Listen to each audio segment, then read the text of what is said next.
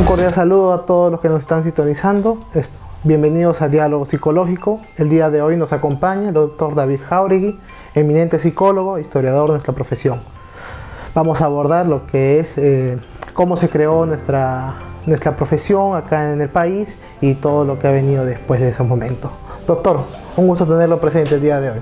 Igualmente, muchas gracias por la invitación y alabar un poco la iniciativa del colegio de permitir conversar sobre temas trascendentes para la especialidad. Doctor, para comenzar este tema quisiéramos preguntarle, ¿no? ¿Quiénes fueron aquellas personas que impulsaron la creación del Colegio de Psicólogos? ¿Cómo fue? Si alguna anécdota hubo relacionada a ello. Bueno, para conocer un hecho histórico es importante conocer el contexto, ¿no? Nos centramos en el hecho de que la ley del Colegio de Psicólogos se da en un 30 de abril de 1980, pero esa es la consecuencia de todo un proceso. Y este proceso empieza cuando se crea en nuestro país la especialidad, la carrera de psicología en San Marcos en el año 1955. Cuando se crea la primera carrera de psicología aquí en el Perú, luego vendrá la Universidad Católica, luego vendrá la Universidad San Agustín de Arequipa y a partir de la década de los años 60 para adelante todas las universidades que hoy día tienen asiento académico en la formación profesional. Entonces, tenemos ahí todo un conjunto de factores que van a traer como consecuencia ya la aparición de nuevos profesionales psicólogos que empiezan a salir al trabajo profesional en la década de los años 60, para ser más preciso el año 62, que se gradúa el primer psicólogo que va a ser Luis Estrada de los Ríos. Entonces, se va generando la necesidad de contar con un organismo que no solamente pueda agrupar a los profesionales, sino también puedan establecer los criterios básicos en cuanto a organización gremial, ¿no? Y de naturaleza profesional, en este caso, tal como todas las instituciones en el Perú la tienen, que son a través de los colegios profesionales. Entonces, venía funcionando desde el año 1954 la Sociedad Peruana de Psicología, que dicho sea de paso, inicialmente fue creada por profesionales que no eran psicólogos, entre ellos médicos, psiquiatras, filósofos, educadores, y por ahí uno que otro personaje que, si bien es cierto, han estado vinculados a la psicología, pero por otro lado no eran psicólogos profesionales per se. Te cito el caso, por ejemplo, de Walter Blumenfeld, que era miembro de la Sociedad Peruana de Psicología, el doctor Reinaldo Alarcón y un par de psicólogos más, que en ese entonces, repito, habían sido formados en el ámbito de la filosofía particularmente. Entonces, la Sociedad Peruana de Psicología, después que se crea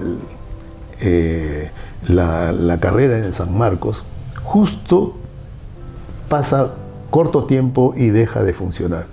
Deja de funcionar cuando hace sus publicaciones, curiosamente en el año 61 más o menos, ¿no?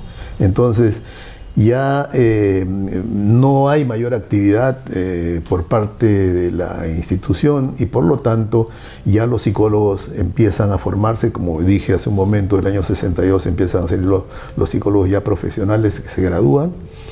Y ya se empiezan a nuclear grupos pequeños de profesionales que se incorporan a la Sociedad Peruana de Psicología y orientan el trabajo de la Sociedad Peruana de Psicología ya en el lado estrictamente psicológico. Entonces son los psicólogos, ya estamos hablando de la década de los años 70, ¿no? Son los psicólogos los que van a llevar adelante este proyecto, entre ellos el primero que asume la representación y la presidencia va a ser el doctor Luis Estrada de los Ríos.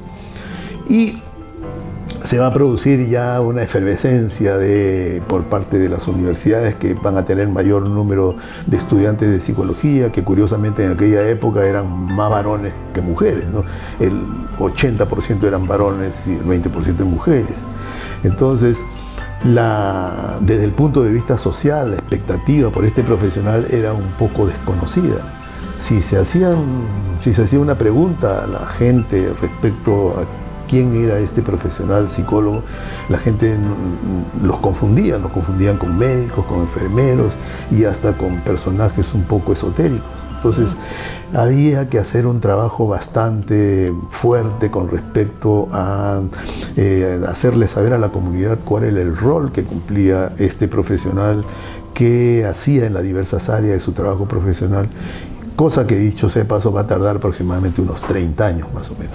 Entonces, ese es el contexto que va a traer como consecuencia que en el año 76 se producen las elecciones del Colegio de Psicólogos, ya para esto, perdón, de la Sociedad Peruana de Psicología, ya para esto, en unas elecciones que se dan pasados los años 70, gana las elecciones en una pugna entre la Universidad Católica y San Marcos, gana las elecciones Católica representado por la doctora Rosario Panés y San Marcos representado por el doctor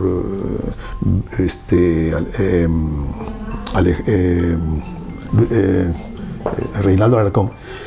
En esa contienda gana el doctor Reinaldo Alarcón y él tiene su gestión, que dicho sea de paso fue una gestión excelente, porque por primera vez en el año 75 se realiza el primer Congreso Nacional de Psicología, que va a significar tal vez uno de los aspectos más significativos en la historia previa de lo que hoy día conocemos institucionalmente como el colegio. Y recuerdo mucho que en su discurso final que da Alarcón, habla precisamente de la importancia que tiene políticamente la creación del Colegio de Psicólogos, ¿no? Entonces, esa junta directiva, al parecer, tenía la idea de que este era un punto significativo para poder lograr. Bueno, terminó su periodo de ejercicio de la Sociedad Peruana de Psicología, se producen las elecciones y un grupo de jóvenes en aquel entonces nos propusimos asumir la responsabilidad de conducir la institución. Y es así como nosotros llegamos a la conducción de la Sociedad Peruana de Psicología. Y cuando fuimos a averiguar todo lo que supuestamente se había logrado en términos de la petición al gobierno para la creación del Colegio de Psicólogos, nos dimos cuenta que no habían documentos que sustentaran ese aspecto, ¿no? Entonces, ello no nos hizo sino estimular a que sencillamente pudiéramos empezar todo de nuevo, y así fue como desde el año 78 que presentamos los primeros documentos, empezamos toda una lucha, pero muy, muy difícil en cuanto a la consecución del Colegio de Psicólogos. Debo de decir, para no perder el telón de fondo desde el punto de vista contextual, que en aquel entonces estaba en el gobierno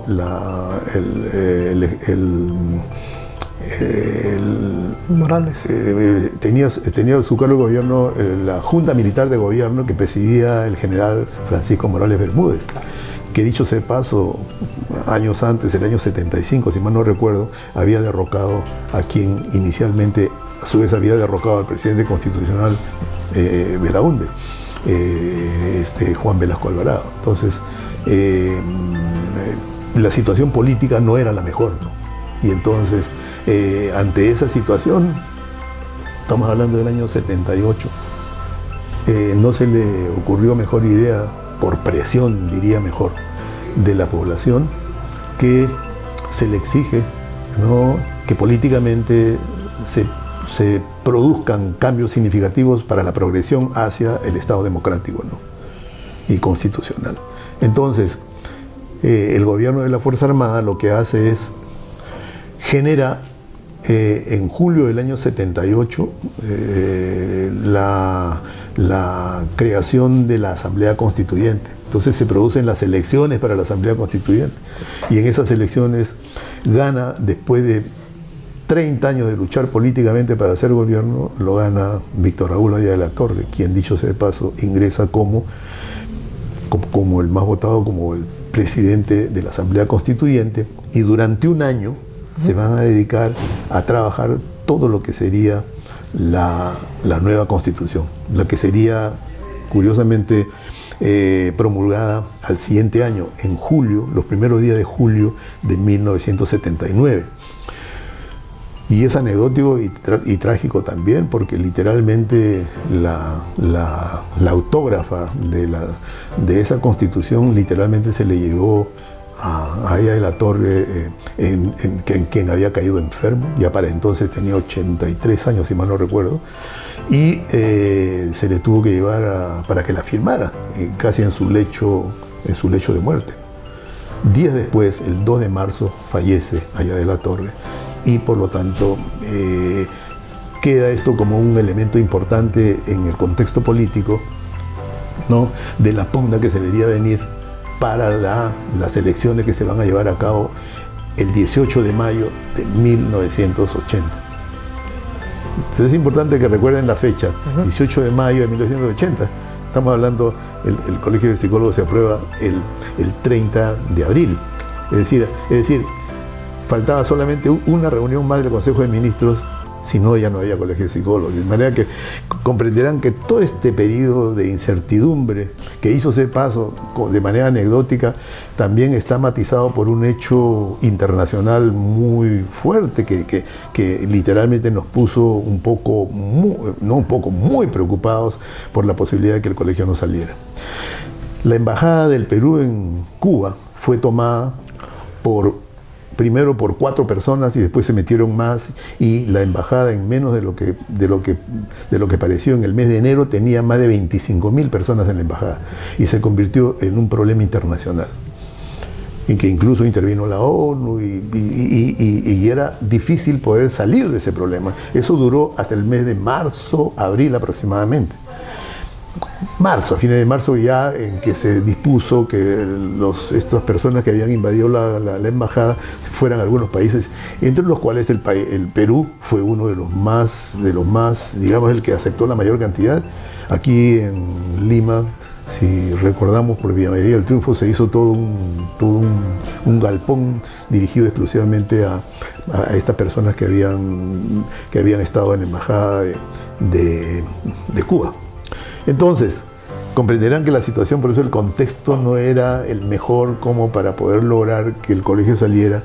Se produjeron muchos cambios, ¿no?, que sería largo enumerar los diversos hechos que tuvimos que pasar, cambios y peticiones, y también las observaciones que se produjo como consecuencia de, por ejemplo, ¿no?, la objeción que hizo el ministro de Salud respecto a la ley de la creación del Colegio de Psicólogos.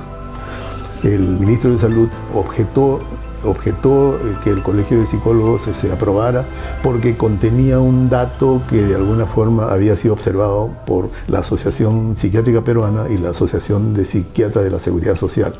¿Y cuál era la oposición?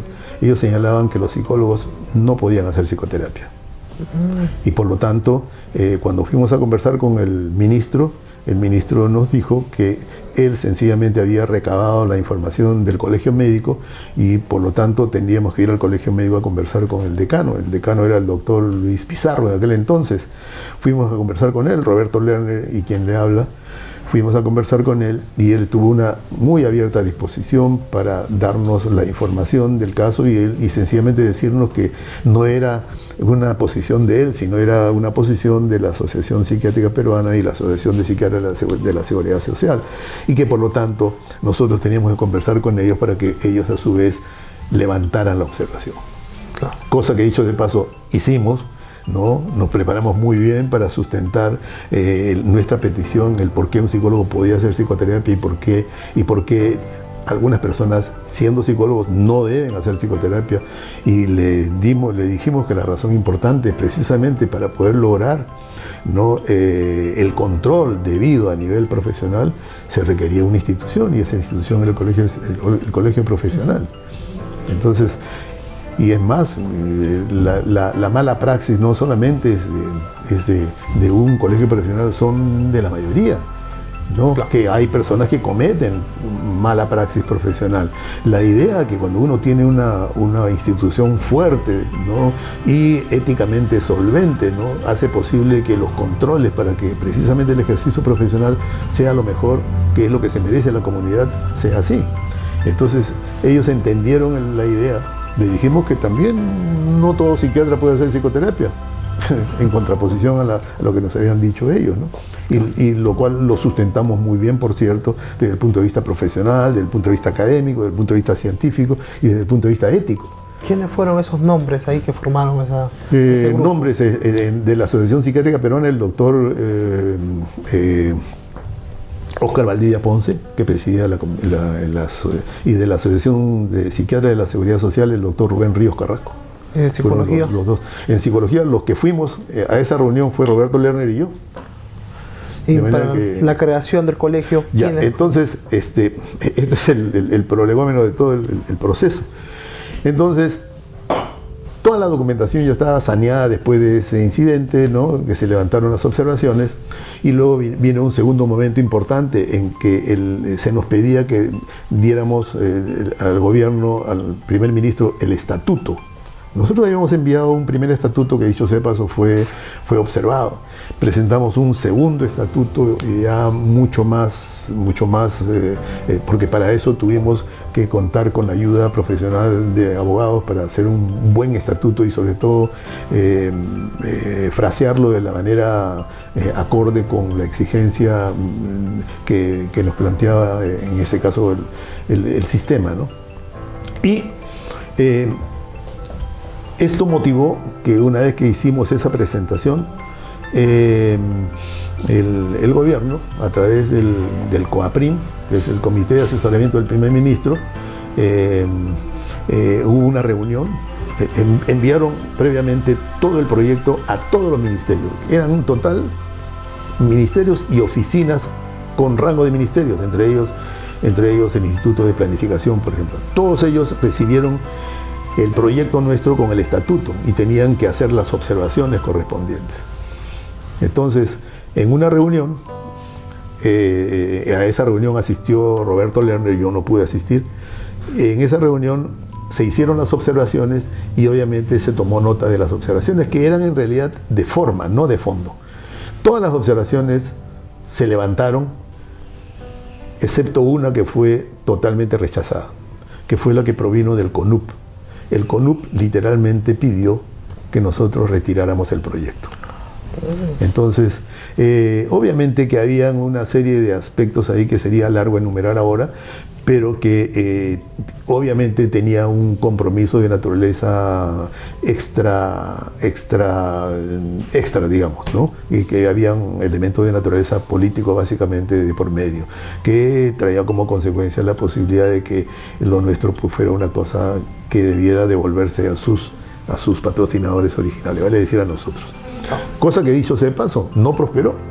Y no prosperó no porque nosotros hiciéramos cuestión de Estado, sino porque todos los miembros que asistieron a la reunión dijeron si todos estamos de acuerdo. Y usted está planteando una cosa que no tiene sentido, ¿no? Finalmente se desechó esa propuesta, se anuló la observación que hicieron y sencillamente el colegio salió como por un tubo. La oficina del primer ministro le manda un documento el primer ministro, Pedro Rister Prada, envía la documentación al COAPRIM, que es el Comité de Asesoramiento de la Presidencia, para que se ponga a disposición de la reunión de Consejo de Ministros para la aprobación del colegio. Entonces, para esto se tuvo que lidiar mucho hasta que finalmente recuerdo vívidamente que un día, el día 29 de abril, me llama por teléfono el doctor Marcelino Mata, me llama y me dice, doctorcito, mañana tienen su colegio. Entonces, nos las habían dicho tantas veces que entonces ya, ojalá que así sea, pues doctor, decíamos, ¿no? Y igualmente llamó a Roberto Lerner, por cierto, para hacerle lo mismo, decirle lo mismo, ¿no? Entonces, en previsión de ello, el siguiente día, el día que fue un día miércoles 30 de abril, yo no fui a trabajar, me quedé en casa un poco esperando el resultado. La reunión del Consejo de Ministros fue a las 12 del día, empezaba y empezó a correr la hora, ¿no? 2 de la tarde, ¿no? Yo llamo a Roberto y le digo, ¿y te llamaron? No. Y a ti tampoco, ¿no? 5 de la tarde, ¿te llamaron? No, a ti tampoco. 7 de la noche, nada. 9 de la noche, nada. 11 de la noche, nada. Ya nada. Nos dijeron, oye, otra vez, pues, había que esperar nomás, pues. Y ya no quedaba, ya quedaba un solo Consejo de Ministros más, nada más. Y contra la palabra del doctor Marcelino Mata, que nos había dicho, no se preocupe, mañana sale de todas maneras. Bueno, pues, pasada la medianoche yo recibo una llamada. ¿Tiene papel y lápiz? Y yo le digo, ¿y quien llama a la casa después de las 12 de la noche? No siempre a veces es una buena noticia, ¿no? Entonces, yo vivía aquel entonces con mis padres. Y bueno, cojo el teléfono, pues, y me dice, ¿tiene papel y lápiz? Yo cogí un papel periódico, creo, y anoté. Anote, me dijo. 2, 3, 0, 1, 9. Esa es la ley. Felicitaciones, tienen ustedes colegio de psicólogos. Y así como salió el colegio de psicólogos. Fue un día miércoles 30 de abril de 1980. Curiosamente, al siguiente día, primero no había actividad, porque 1 de mayo, fiesta. Nosotros nos reunimos el viernes 2. Nos reunimos para tomar la decisión y sacar un aviso. Y sacamos un aviso en el Diario del Comercio que salió publicado el sábado 3. Y en el sábado 3 agradecíamos al gobierno y ahí están los nombres de los que patrocinaron la creación del Colegio de Psicólogos. Interesante ahí. Después de eso, ¿cómo comienza a funcionar el colegio en sus inicios? ¿Fue en algún local? ¿Había algún local? Bueno, el colegio tuvo que salir literalmente de la nada, ¿no? ¿Por qué? Porque el gobierno en el decreto ley 23/19 establece 2 disposiciones transitorias, ¿no? La primera, que se nombra una comisión que va a ser la que va a trabajar el estatuto, ¿no? Primero se nombra una comisión. Esa comisión va a estar compuesta por 4 personas. Dice la primera disposición transitoria: un representante de las universidades nacionales, un representante de las universidades particulares, un representante del primer ministro y un representante de la Sociedad Peruana de Psicología. Nosotros elegimos a Roberto Lerner. Y luego representante de la Universidad Nacional fue Víctor Amorós Terán. Representante de las universidades privadas fue Cecilia Torne de Treyes. Y el representante del primer ministro, que fue el doctor Marcelino Mata, que va a presidir el grupo. Entonces,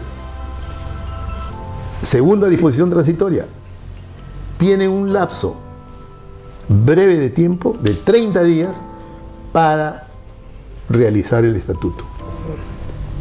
Entonces se abocaron de manera, como ya el estatuto había sido aprobado por el Consejo de Ministros, ¿no? El proyecto de estatuto, quiero decir. Entonces ese proyecto ya estaba finito. Entonces, ¿por qué el gobierno le da, a través del decreto ley, le da 30 días? Porque literalmente tenían que solamente darle cambiar algunas cositas, comas, cosas de forma, más no de fondo. Cosa que sí fue, porque si yo te muestro, o si yo les muestro a ustedes el estatuto que fue aprobado, es exactamente igual al estatuto que el colegio tiene hoy día. O sea, con algunos cambios que son pues una coma y una que otra palabra por ahí, son exactamente iguales. Entonces, y una vez que se crea, en este caso, el estatuto, ese estatuto se envía al primer ministro. El primer ministro lo que hace es da un decreto supremo, ¿no?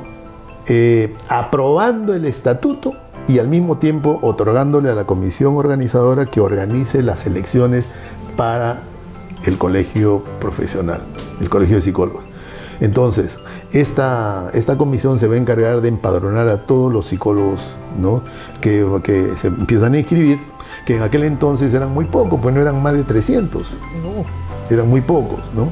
Por eso que muchos extrañan que un colegio profesional tan joven como el nuestro haya podido lograr, con un número bastante reducido de personas, hayan logrado tener un colegio profesional. ¿Quién fue el primer colegiado? Bueno, no, el primer colegiado, cuando se reúne la comisión de... Bueno, en este caso estaba Víctor Amorós, estaba Roberto Lerner y estaba Cecilia Torne, eran los tres. Entonces le dan a Cecilia Torne el número 1. Y entonces siguen en el orden ya tanto el doctor Luis Estrada como también la siguiente persona de ese grupo, de esos 3 miembros que he mencionado. O sea, estamos hablando de Cecilia Torne, Luis Estrada de los Ríos, Roberto Lerner, que eran los 3 primeros. Y después de ahí viene ya toda la recatafila de todo lo demás. Entonces ellos proveen las condiciones para poder realizar las elecciones que se llevaron a cabo en noviembre del año 1980. Saliendo elegido el doctor Luis Estrada de los Ríos, que fue el primer psicólogo graduado en el Perú, de San Marcos, y él es el que va a asumir la conducción del Consejo Directivo Nacional, y en el Consejo Directivo Regional lo asume Luis Infante. Entonces, recuerdo como un hecho interesante que ambos reciben como patrimonio del colegio una caja de leche Gloria con toda la documentación de los que se habían inscrito para que inicien las actividades del Colegio de Psicólogos. Así empezó el Colegio de Psicólogos. Wow. Entonces, obviamente, los primeros pasos estaban orientados como sucede cuando una pareja se casa, pues el casado casa quiere, pues en este caso el colegio casa quiere. Entonces, pero los ingresos, como comprenderás, no había ingresos, no había fondos, entonces había que establecer también los criterios para las membresías y qué sé yo. Y por otro lado, un dinero que tuvo que ver mucho con el segundo Congreso de Psicología. Todo ese dinero pasó a formar parte de un fondo que sirvió para comprar un local pequeñito aquí en la avenida José Pardo, en Lince, al frente de la municipalidad de Lince, en un espacio muy pequeño, ¿no?, con su baño, donde funcionaban los 2 colegios, el regional y el nacional. Wow. Ahí. Entonces así fueron los primeros inicios del colegio. Y como comprenderán, y esto deben saberlo todos, sobre todo los psicólogos jóvenes, crear una institución con todos los antecedentes que he mencionado, pues en realidad fue de una lucha literalmente titánica, ¿no? Por todos los inconvenientes que se presentaron, inconvenientes políticos, sociales, económicos, académicos, etcétera, ¿no? O sea, fueron muchos los actores que intervinieron en ello, ¿no? Dentro de lo que es parte de nuestra cultura institucional, ¿no?, del colegio, ¿por qué los colores azul y amarillo? Bueno, eso es algo que lo decidieron la primera junta directiva. Entiendo que es importante el proceso de identificación a través de los colores, y creo que hicieron una muy buena elección. De la gama cromática eligieron el número 70, ¿no?, que es el azul, es un azul que se le llama también azul italiano, ¿no?, que es un color muy sobrio, ¿no?, y que, dicho sea de paso, no es solamente una decisión que toman los psicólogos peruanos, es una decisión que tiene un carácter a nivel internacional, ¿no? Con representatividad. Hay alguna vinculación por ese lado con la elección de los colores. Si tú revisas las características de los colores de nuestra especialidad, y vas a notar que el predominante es ese, ¿no? Ya estos 44 años que lleva de creación el Colegio de Psicólogos, y con eso la profesión también, ¿podría destacarnos un grupo de psicólogos, unos nombres que hayan funcionado, contribuir bastante a la psicología, sea científicamente, sea en la gestión? Puntos 5 quizás. Sí, yo creo que bien importante, 2 cosas importantes a resaltar. En primer lugar, una cosa es el ámbito estrictamente académico y científico, y el otro es el profesional, ¿verdad? Entonces, una profesión se solidifica muy bien cuando uno tiene por el lado científico el sustento suficiente para hacer ver a la comunidad el valor que tiene su profesión. Y creo yo que un rol importante lo tuvo con muy buen tino el que realizó el doctor Reinaldo Alarcón cuando organizó el primer Congreso Peruano de Psicología, que dicho sea de paso, se publicó ese famoso libro, La investigación psicológica en el Perú, que es el único que se ha publicado, a pesar de todos los congresos que han habido hasta ahora, es el único que ha publicado todas las memorias como tipo de memorias. Y tal vez lo grato de todo esto es que ustedes como jóvenes hicieron un congreso el año pasado y ese congreso trajo como consecuencia por segunda vez en la historia y después de más de 40 años, no más, cerca de 50, el segundo esfuerzo que de alguna manera pone en relieve la producción de un determinado grupo de psicólogos que se encarga de proponer a la comunidad científica psicológica peruana, ¿no?, sus hallazgos. Y eso es importante políticamente para hacer ver a la comunidad en general, a quienes nos dirigimos, ¿no?, la seriedad del trabajo que realiza el psicólogo, en primer lugar, con un sustento metodológico y sistemático, y por otro lado también con su calidad de vínculo con la comunidad para sacar buenos trabajos, pero también buenos profesionales desde la academia. ¿Otro psicólogo que nos podría nombrar? Roberto Lerner, Federico León, por ejemplo, años después Ramón León, extraordinarios psicólogos que han contribuido con la psicología de una manera realmente importante. Están Raúl González Moreira, Carlos Franco en el ámbito de cada área de la psicología, en psicología social, Baldomero Cáceres, ¿no?, Nelio Garriza, Violeta Tapia, ¿no?, que son personajes en la historia de la psicología de todas esas décadas iniciales del quehacer psicológico, ¿no? Muchos de ellos ya nos han abandonado, ¿no?, pero sus ideas han quedado plasmadas en la cátedra universitaria, en las diversas universidades donde ellos se dedicaron a mostrar su conocimiento, ¿no? Como última pregunta, ¿alguna reflexión de por qué debemos recordar la historia de nuestra profesión? Yo creo que es bien importante, sobre todo a las jóvenes generaciones que son muy adeptos al momento, ¿no?, que para entender un hecho, de alguna manera puede ser entendido mejor si nos remontamos al pasado. Hay una dialéctica en el hecho histórico, ¿no? El hecho histórico encierra, en primer lugar, una síntesis del pasado, pero al mismo tiempo el proyecto de un futuro. Entonces, no podemos entender el futuro si previamente no conocemos el pasado. Entonces, la historia nos enseña eso, ¿no?, para no cometer los errores que se cometieron en el pasado, aprender de ellos para sentar la base que un presente nos vislumbre un futuro mejor para la profesión y para la ciencia. Una muy buena reflexión. Muchas gracias por el día de hoy acompañarnos, doctor. Esto ha sido un gusto. Hasta la próxima. Muchas gracias.